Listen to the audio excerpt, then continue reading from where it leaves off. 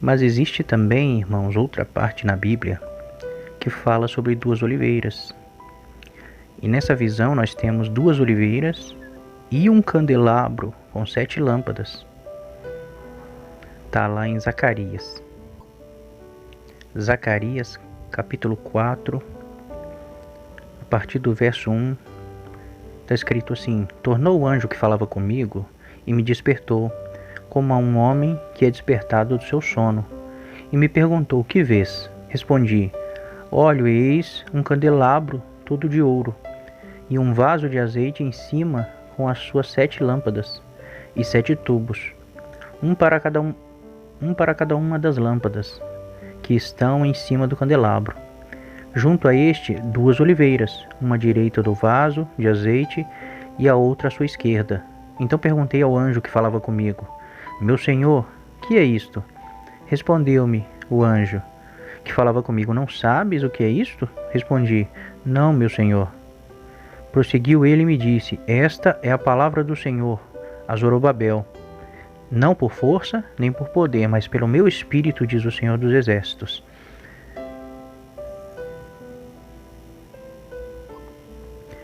Então Zacarias ele tem essa visão de 2 oliveiras derramando azeite de ouro sobre um vaso que alimentava 7 lâmpadas do candelabro. Então nós sabemos, irmãos, que 7 lâmpadas representam o povo de Deus.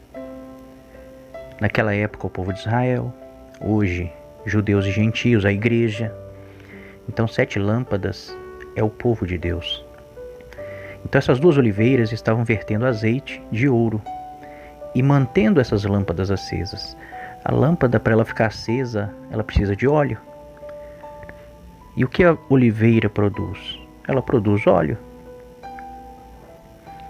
Então essas 2 oliveiras, elas estão mantendo as lâmpadas acesas. Então Zacarias pergunta: o que é essa visão? E o anjo responde: essa visão completa, é a palavra que Deus enviou a Zorobabel. E no livro de Esdras, nós encontramos essa palavra que o Senhor enviou a Zorobabel. O que o Senhor disse? Está escrito assim, capítulo 5, Esdras 5, a partir do verso 1. Ora, os profetas Ageu e Zacarias, filho de Ido, profetizaram aos judeus que estavam em Judá e em Jerusalém, em nome do Deus de Israel, cujo espírito estava com eles. Então se dispuseram Zorobabel, filho de Salatiel, e Josué, filho de Josadaque, e começaram a edificar a casa de Deus, a qual está em Jerusalém, e com eles os referidos profetas de Deus que os ajudavam. Então, tinha uma situação ali, nessa época, que o povo de Deus sofria. Eles tinham retornado da Babilônia, ficaram cativos por 70 anos, e tinham retornado da Babilônia para Israel, para Jerusalém. E eles tinham edificado já suas casas, mas o templo de Deus continuava destruído. E o Senhor repreendeu eles. Diz: vocês habitam em casas, né? As suas casas já estão até acabadas, e vocês já estão até enfeitando as casas, mas minha casa está destruída. E esse povo, eles conheciam, eles tinham temor de Deus, eles conheciam a lei, mas eles estavam sem força para começar a edificar o templo, porque os inimigos em redor não queriam que eles edificassem o templo. Tanto é que quando eles começaram a edificar, as nações em redor vieram, tentaram atrapalhar, fizeram de tudo para atrapalhar. Tá bom, irmãos? Mas então Deus envia Ageu e Zacarias, 2 profetas, para animar esse povo. E está escrito aqui que eles profetizaram em nome do Deus de Israel, e cujo espírito estava com eles. Então, os profetas tinham o espírito de Deus. Deus enviou eles com o seu espírito para dar essa mensagem e animar o governador e o sumo sacerdote, que eram os líderes do povo.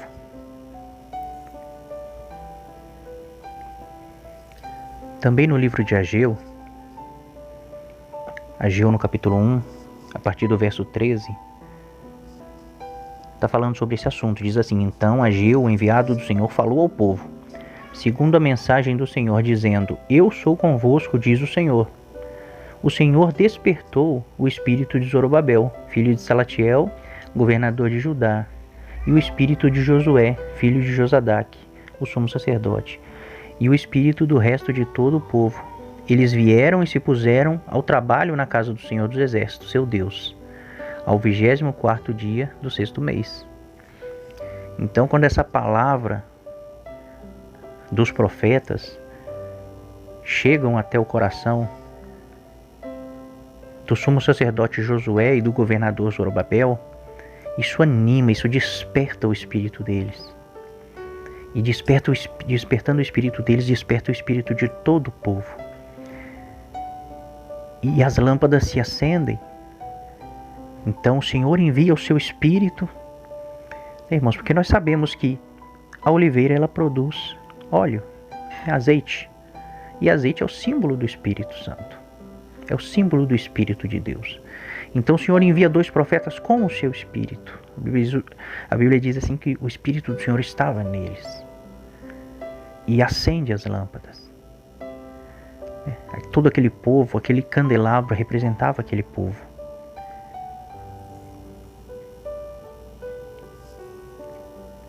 E aqui no livro de Esdras, capítulo 6, a partir do verso 14, olha o que está escrito.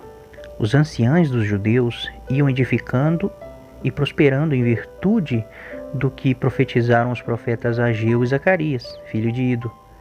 Edificaram a casa e a terminaram segundo o mandado do Deus de Israel e segundo o decreto de Ciro e de Dario de Artaxerxes, rei da Pérsia. Então aquela palavra profética que o Senhor enviou pelos seus profetas, Ageu e Zacarias, ela despertou o povo. E o povo foi alimentado pelaquela palavra. E eles terminaram a casa de Deus confiando no que o Senhor mandou dizer, no que o Senhor mandou os profetas dizerem, que Ele ajudaria eles, Ele seria o socorro. Não ia ser por força e nem por poder, mas pelo Espírito de Deus. Então esse povo, eles tinham o conhecimento da lei. O sumo sacerdote tinha o conhecimento da lei, o rei, o governador tinha o conhecimento da lei. Eles tinham o temor de Deus, mas estava faltando para eles algo, faltava para eles força, ânimo. Então o Senhor envia o seu Espírito nos profetas e anima e desperta todo o povo. E agora eles estavam no mesmo Espírito, com a força de Deus, com o apoio de Deus.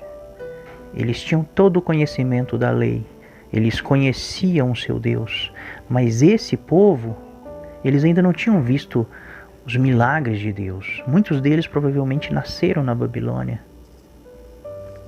Esse povo não conhecia Deus como os seus pais. Então o Senhor envia o seu Espírito. Lembra que nós lemos lá em Malaquias, que era para nós nos lembrarmos da lei de Moisés, que o Senhor ia enviar Elias. Então eles tinham todo o conhecimento da lei, mas o Senhor teve que enviar do seu Espírito com a profecia. Então o conhecimento da lei com a força da profecia gerou fé dentro do coração daquele povo. E eles edificaram o templo de Deus. Mas Zacarias, nessa visão das 2 oliveiras vertendo azeite de ouro no candelabro, ele pergunta, aqui no versículo 11, Zacarias 4, versículo 11, está escrito assim: Prossegui e lhe perguntei ao anjo, tá, irmãos? que são as duas oliveiras, a direita e a esquerda do candelabro? Tornando a falar-lhe, perguntei, que são aqueles dois raminhos de oliveira que estão juntos aos dois tubos de ouro e vertem de si azeite dourado? Ele me respondeu, não sabes o que é isto? Eu disse, não, meu senhor. Então ele disse, são os dois ungidos que assistem junto ao Senhor de toda a terra. Então o anjo deu uma resposta. A visão representava a palavra que o Senhor enviou para Zorobabel e para Josué.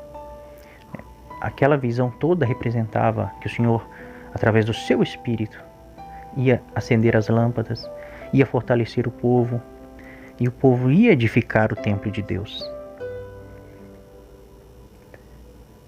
Mas Zacarias fala assim, pergunta assim, mas quem são essas duas oliveiras? Então o anjo responde, ele fala assim, são os dois ungidos que assistem junto ao Deus de toda a terra. Então aqui em Zacarias diz assim que as duas oliveiras são os dois ungidos, são dois ungidos. Lá em Apocalipse fala que as duas testemunhas, que são dois profetas, né? Também diz que são dois profetas, eles são as duas oliveiras. E no Antigo Testamento, na cultura dos hebreus, dos israelitas, né, eram ungidos os reis, os sacerdotes e os profetas. Nos Salmos Deus fala, não fazei mal aos meus profetas, os meus ungidos. Então, lá em Apocalipse, eu tenho dois profetas, que são as duas testemunhas. Então, se eles são profetas, eles são ungidos. E esses dois profetas ungidos de Apocalipse, eles fazem os sinais característicos de Moisés e Elias. Então, eles têm o poder de Moisés e de Elias. E aqui em Zacarias, e lá em Apocalipse diz assim que esses dois profetas, esses dois ungidos, são as duas oliveiras. Mas aqui em Zacarias diz que as duas oliveiras são os dois ungidos. Então seria realmente Elias e Moisés? Quem acha que é Elias e Moisés, eu não julgo, irmãos. Porque dá muito a entender, sim, que é Elias e Moisés. Se nós não ligarmos todas essas coisas, que as duas testemunhas não são dois homens, são muitas pessoas, que a besta que mata as duas testemunhas, numa visão, está dizendo que ela está matando as duas testemunhas, é a mesma besta que está matando os santos na outra visão.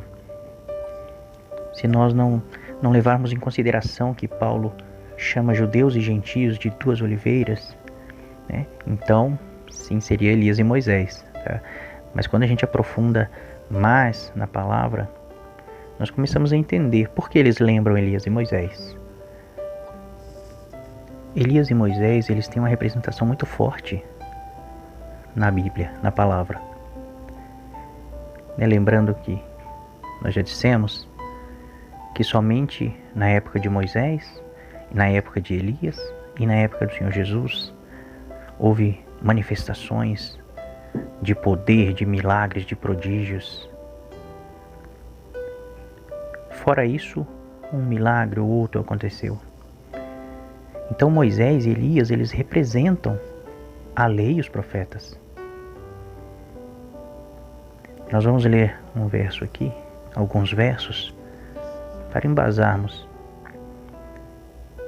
essa questão. João 1, a partir do verso 45, diz assim: Filipe encontrou a Natanael e disse-lhe: Achamos aquele de quem Moisés escreveu na lei, e a quem se referiam os profetas, Jesus, o Nazareno, filho de José. Então o povo de Israel esperava um Messias que Moisés escreveu na lei e que os profetas se referiam a ele. Os profetas falavam dele. Moisés escreveu na lei sobre ele. Então, essa era a esperança daquele povo. E aqui, podemos ler também em Romanos 3, a partir do verso 21, diz assim: a justificação pela fé em Jesus Cristo. Então Paulo disse assim: mas agora, sem lei, se manifestou a justiça de Deus, testemunhada pela lei e pelos profetas. Então, quem é a justiça de Deus? É Jesus. E quem testemunhava de Jesus? A lei e os profetas. Então, mas agora sem lei se manifestou a justiça de Deus, testemunhada pela lei e pelos profetas. Então temos aqui duas testemunhas de Jesus, da justiça de Deus, a lei e os profetas. Tá bom? Qual é a representação de Moisés e Elias? E no livro de Lucas,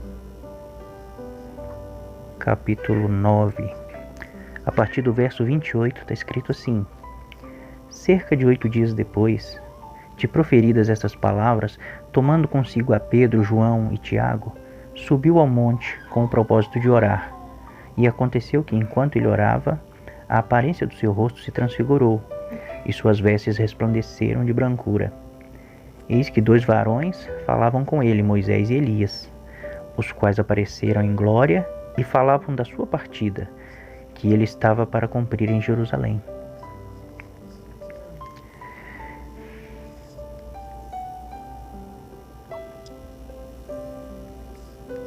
Então nós vemos aqui, irmãos, Jesus subiu no monte para orar e de repente lhe apareceram Moisés e Elias.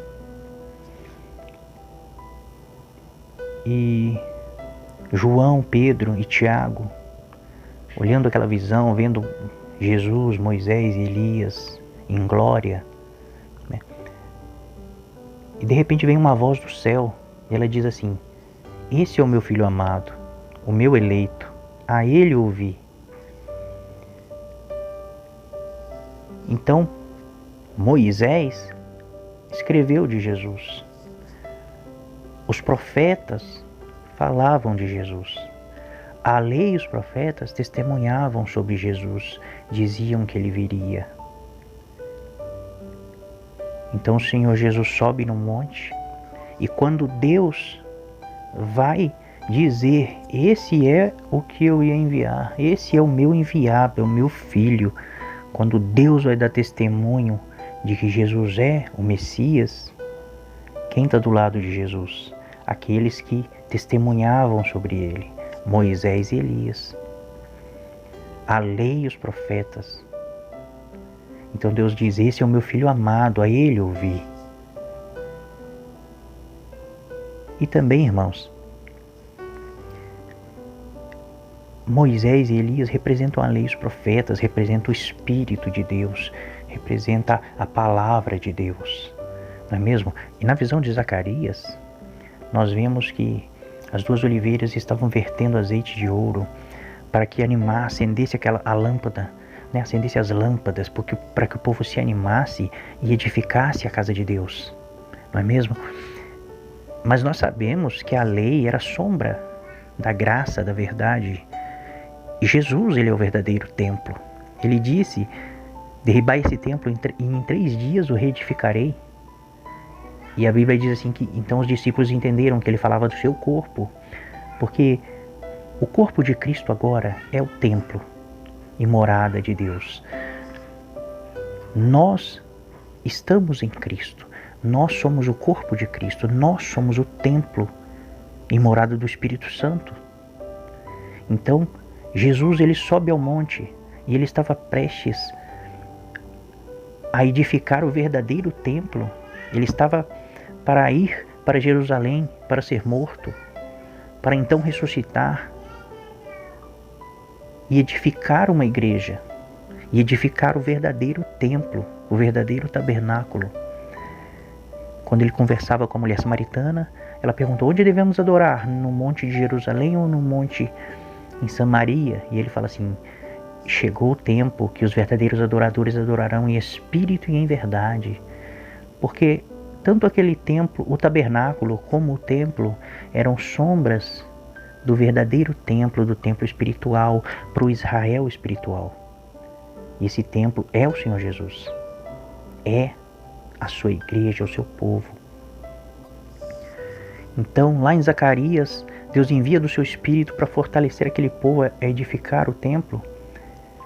E ali Jesus, a Bíblia diz que Jesus, quando ele orava, ele suava sangue. E que Jesus, a sua parte humana, pedia para Deus, se possível, passa de mim esse cálice. Jesus, ele tinha medo, ele não queria morrer. Mas ele disse, não vim fazer a minha vontade, mas a vontade do meu Pai que me enviou. Ele não queria morrer, mas ele obedeceu. Mas então lá em Lucas, nós lemos no Monte da Transfiguração que apareceram Moisés e Elias e falavam com ele da sua partida, do que ele estava para cumprir em Jerusalém, ou seja, a sua morte. Então Deus envia também as duas oliveiras ali para dar força para Jesus, para dar força para a parte humana de Jesus, para ele conseguir edificar o verdadeiro templo, a verdadeira casa de Deus. Então Moisés e Elias conversavam com ele, falavam da sua morte e o consolavam. E essa é uma repetição, irmãos, da visão de Zacarias. As duas oliveiras vertendo azeite de ouro, animando o povo a edificar o templo. Aqui aparece Moisés e Elias, as duas oliveiras, dando força para o Senhor Jesus, dando ânimo, falando com ele sobre o que ele ia passar. Mas quem eram as duas oliveiras em Zacarias, na visão de Zacarias? Era o Espírito de Deus. Tem gente que acha que eram os dois profetas, Ageu e Zacarias. Tem outros que acham que é Zorobabel e Josué, o sumo sacerdote e o governador.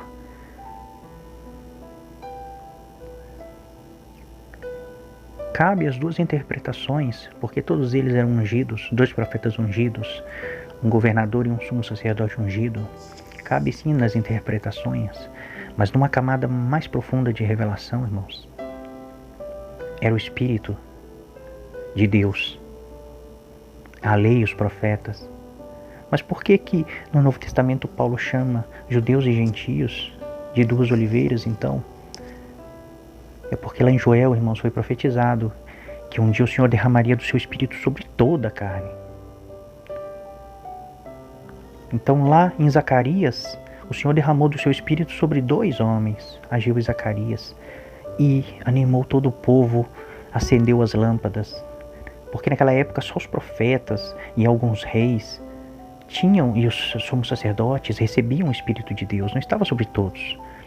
Mas agora existem dois povos que todos têm o Espírito de Deus, todos têm o dom da profecia, todos podem profetizar, que é o povo de Deus, são judeus e gentios, revestidos do Espírito de Deus. Então, irmãos, nos lembremos da lei que escreveu Moisés, dos estatutos, do juízo, porque o Senhor vai enviar Elias. O Senhor vai enviar as últimas chuvas. Estejamos preparados, irmãos, de coração aberto. Irmãos, agora vamos ler um texto onde descreve como morrem as duas testemunhas. Quem as mata? Em Apocalipse 11, no verso 7, está escrito assim: quando tiverem então concluído o testemunho que devem dar, a besta que surge do abismo pelejará contra elas, e as vencerá e matará. Então, irmãos, nós já sabemos quem mata as duas testemunhas. É a besta que emerge do abismo. Agora vamos ler um texto, outro texto, que fala sobre essa besta. Está em Apocalipse 17, a partir do verso 7. O anjo, porém, me disse: por que te admiras dir-te-ei o mistério da mulher e da besta, que tem as 7 cabeças e os 10 chifres, e que leva a mulher. A besta que viste era e não é, e está para emergir do abismo, e caminha para a destruição. Então, João ele tem essa visão dessa besta, e essa besta ela tem 7 cabeças e 10 chifres. E tem uma mulher montada sobre a besta. Tá bom? Mas essa besta de 7 cabeças e 10 chifres, o anjo diz que é a besta que vai emergir do abismo. Tá? Lembra que lá em Apocalipse 11, quem mata as 2 testemunhas é a besta que sobe do abismo. E aqui em Apocalipse 17 nós vemos que essa besta ela tem 7 cabeças e 10 chifres. Tá bom?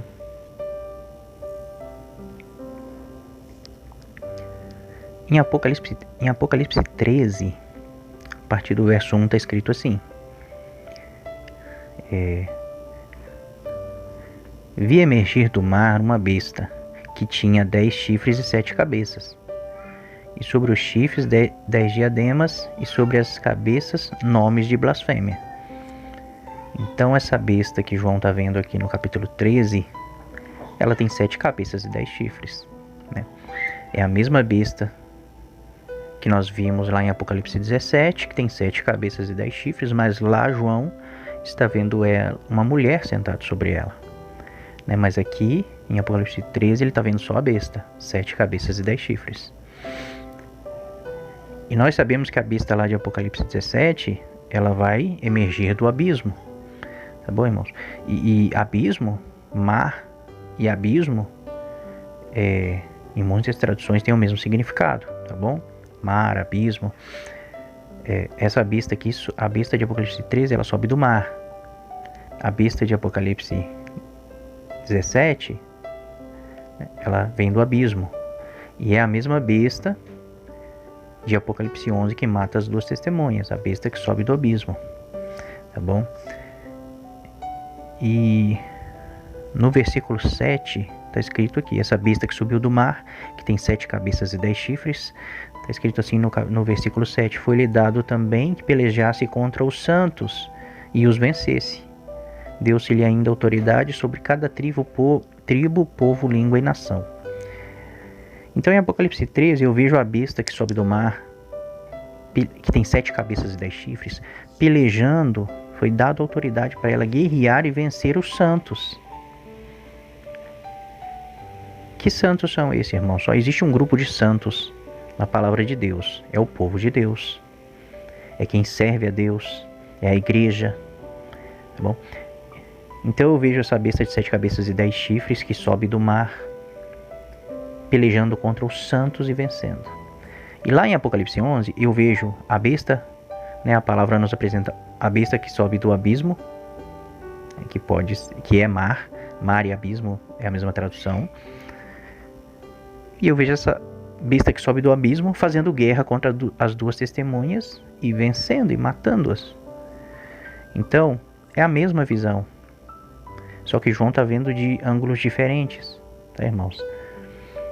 Então a mesma besta que mata as 2 testemunhas, depois João fala que ela faz guerra contra os santos e mata os santos. Tá bom? É porque, é igual nós estamos falando, as 2 testemunhas são os santos. É o povo de Deus, não são 2 homens. Tá bom? É o povo santo de Deus. Agora vamos ler outro texto que fala da ressurreição das 2 testemunhas. Lembra que eu disse no princípio do vídeo que todas as visões e revelações de Apocalipse o Senhor já tinha mostrado aos profetas? Pois é. Vamos ler em Ezequiel 37 a visão do Vale dos Ossos Secos. Os irmãos leem o capítulo todo, mas eu vou ler a partir do verso 7. Tá bom, irmãos? Então profetizei segundo me for ordenado. Enquanto eu profetizava, houve um ruído, um barulho de ossos que batiam contra ossos e se ajuntavam, cada osso ao seu osso. Olhei e eis que havia tendões sobre eles e cresceram as carnes e se estendeu a pele sobre eles, mas não havia neles o espírito. Então ele me disse: profetiza ao Espírito, profetiza ao Filho do Homem, e dize-lhes: assim diz o Senhor Deus, vem dos quatro ventos, ó Espírito, e assopra sobre estes mortos, para que vivam. Profetizei como ele me ordenara, e o Espírito entrou neles, e viveram e se puseram em pé, um exército sobremodo numeroso. Então aqui, irmãos, é importante ressaltar que Deus está falando com Ezequiel e o chamando de Filho do Homem. Só que isso é uma representação do Senhor Jesus. O Senhor Jesus é o Filho do Homem das profecias. Tá bom, irmãos? Então quando ele diz assim, Filho do Homem, profetiza o Espírito, que o Espírito entre neles e que eles vivam, né? Está representando o Senhor Jesus. Porque o Senhor Jesus, ele vai nos ressuscitar com a sua palavra, com a palavra da sua boca. No dia da ressurreição ele vai nos ressuscitar. Então aqui nós vemos que Ezequiel estava no vale de ossos secos, não é mesmo? E ele, representando Jesus, profetizou que eles ressuscitassem. E aqui tem várias camadas de revelações. Está falando para o povo daquela época, o povo de Israel, que estava triste e deprimido, está sim, né? Estava em cativeiro. Mas tem uma camada de revelação aqui que é para o tempo do fim, que é para os últimos 7 anos. Tá bom, irmãos? E no capítulo 11 diz assim: então me disse, filho do homem, esses ossos são toda a casa de Israel. Se algum dos irmãos quiser entender sobre isso, toda a casa de Israel, na verdade a casa de Israel ela se dividiu. O reino de Israel se dividiu em 2. Eu falo sobre isso num vídeo que eu fiz a respeito o título é o Plano Perfeito, onde eu falo sobre isso. Tá bom, irmão? Se alguém tiver interesse. Então, quando fala assim toda a casa de Israel, está falando da casa de Israel e a casa de Judá, que o reino de Israel se dividiu em 2 casas, né? E o reino de Judá são os judeus, mas o reino de Israel se tornou os gentios, somos nós hoje. Tá bom, irmãos? Então, quando está dizendo aqui, esses ossos, filho do homem, são toda a casa de Israel, está falando aqui, são judeus e gentios unidos agora. Cristo não veio restaurar o reino, ele veio unir judeus e gentios. Os judeus e a casa de Judá e a casa de Israel estavam separadas. Eles se dividiram e a casa de Israel foi espalhada entre todas as nações. E todas as nações se tornaram a casa de Israel, porque se misturaram com a casa de Israel, as 10 tribos que faziam parte da casa de Israel. E a casa de Judá permaneceu. E o Senhor veio para restaurar as 2 casas, para unir novamente a casa de Israel com a casa de Judá. Mas quando nós vemos no Novo Testamento, o Senhor está unindo judeus e gentios. Porque os gentios hoje, Israel se espalhou entre todas as nações. E todo mundo que não é judeu é gentio. Tá bom, irmãos? Então,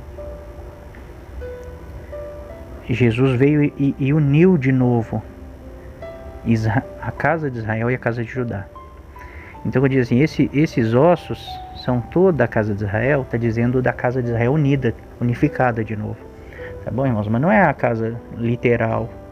É um plano espiritual. Lembra que eu disse que o templo em Israel era sombra do verdadeiro templo, que é o corpo do Senhor Jesus, que é a igreja. Então, até mesmo a nação de Israel, essa nação unida, quando era um único reino, era sombra também do verdadeiro Israel de Deus, o Israel espiritual, que fazem parte judeus convertidos e gentios convertidos. Tá bom, irmãos? Então aqui nós estamos vendo uma ressurreição da casa de Israel, de toda a casa de Israel. Tá bom, irmãos? Lembra que eu disse que as 2 testemunhas são judeus e gentios? Né? Então aqui nós vemos judeus e gentios mortos, ossos secos, ressuscitando. E o Senhor, no fim do verso, diz assim que... não é aqui não, é lá em Apocalipse. Deixa eu voltar para Apocalipse. Vamos ler em Apocalipse 11 a respeito da morte das 2 testemunhas. partir do verso 7 está escrito assim: quando tiverem então concluído o testemunho que devem dar, a besta que surge do abismo pelejará contra elas, e as vencerá e matará.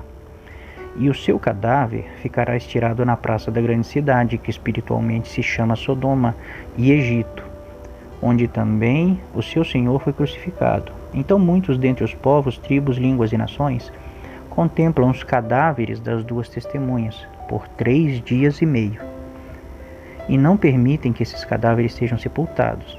Os que habitam sobre a terra se alegram por causa deles, realizam festas e enviarão presentes uns aos outros, porquanto esses 2 profetas atormentaram os que moram sobre a terra. Mas depois dos 3 dias e meio, um espírito de vida vindo da parte de Deus neles penetrou, e eles se ergueram sobre os seus pés, e aqueles que os viram sobreveio grande medo.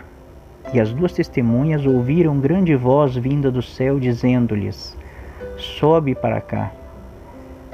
E subiram ao céu numa nuvem, e os seus inimigos as contemplaram. Naquela hora houve grande terremoto, e ruiu a 10ª parte da cidade, e morreram nesse terremoto 7.000 homens. Então, irmãos, aquele texto de Ezequiel, do Vale dos Ossos Secos, se os irmãos colocarem um texto do lado do outro, os irmãos vão ver que tem palavras que são exatamente as mesmas. Tá bom, irmãos? Então lá está falando da ressurreição do povo de Deus.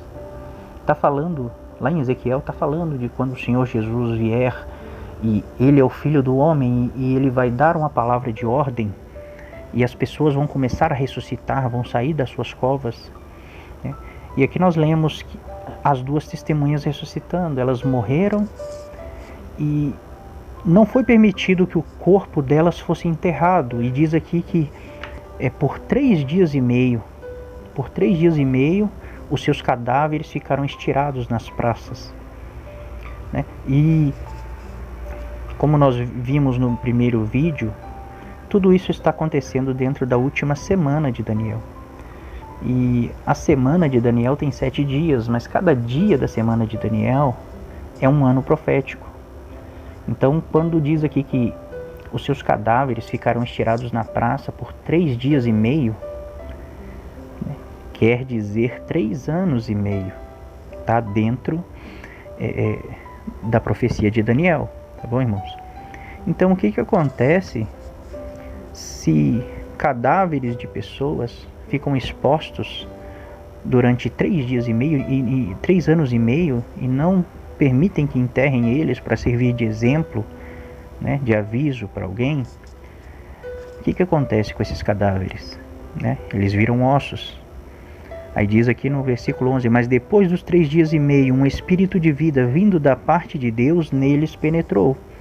Lembra lá em Ezequiel? Profetiza, filho do homem, que o espírito venha dos 4 cantos da terra, né, e entre neles. E eles se ergueram sobre os pés, e aqueles que os viram sobreveio grande medo, né? Se levantou um grande exército. E diz aqui que depois eles ouviram uma voz do céu dizendo: sobe para cá. E eles subiram até uma nuvem, né? Nós sabemos que o Senhor Jesus vai vir em nuvens buscar, né, arrebatar a sua igreja. Então nós vamos encontrar com Ele nas nuvens. De quem está falando aqui, irmãos? Né? Quem são as 2 testemunhas? As 2 testemunhas é o povo de Deus, é a igreja do Senhor Jesus, é Esmina e Filadélfia. São judeus e gentios com o espírito de Moisés e Elias, anunciando a chegada do reino, chamando, despertando os que estão dormindo e chamando-os ao arrependimento, para voltarem, para tornarem ao Senhor. Espero que os irmãos tenham gostado do vídeo. Deus abençoe a todos.